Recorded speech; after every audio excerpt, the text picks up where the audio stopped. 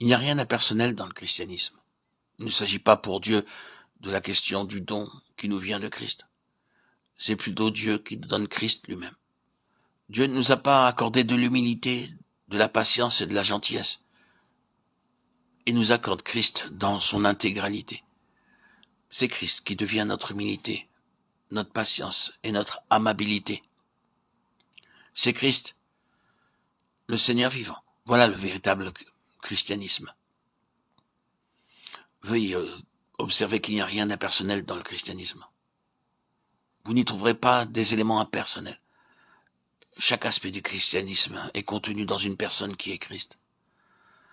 Pour l'exprimer d'une autre manière, notre patience n'est pas une chose, c'est une personne. Notre sanctification n'est pas une expérience, mais un homme. Notre justification n'est pas une chose, c'est quelqu'un. Notre justice n'est pas une façon d'être, elle est un être. Lorsque nous sommes rachetés et délivrés, nous ne recevons pas tel ou tel aspect de ces choses, car notre rédemption, notre délivrance sont vivantes. Notre patience, notre humilité, notre gentillesse, ou notre amour, ou toute autre vertu, ne sont pas des choses, mais le Seigneur lui-même. Le christianisme est vraiment cela. Dans la vie des croyants aujourd'hui, Christ est déjà tout, et il n'est pas nécessaire de l'espérer pour un futur lointain. Certains pourront se demander comment nous pouvons affirmer que Christ est tout.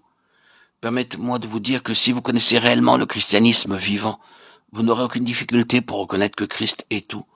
Non pas qu'il donne tout, mais qu'il est tout.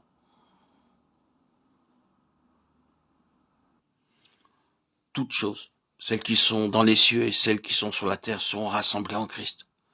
En ce jour-là, cette parole de Dieu qui déclare que Christ est tout s'accomplira.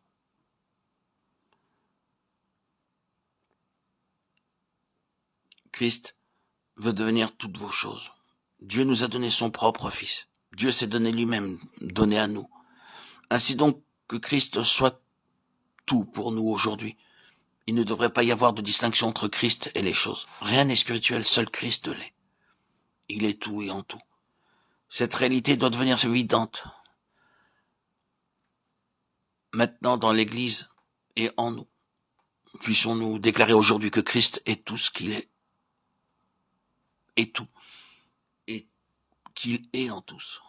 Il est dans sa patience. Il est dans ma gentillesse. Il est dans mon amour, car il est tout. Regardons plus loin vers ce jour où le Fils de Dieu sera manifesté pour être tout et en tous. Il a vraiment la prééminence sur toute chose. C'est pourquoi nous savons que les leçons que nous apprenons aujourd'hui sont en vue de ce jour-là. Que Dieu nous bénisse.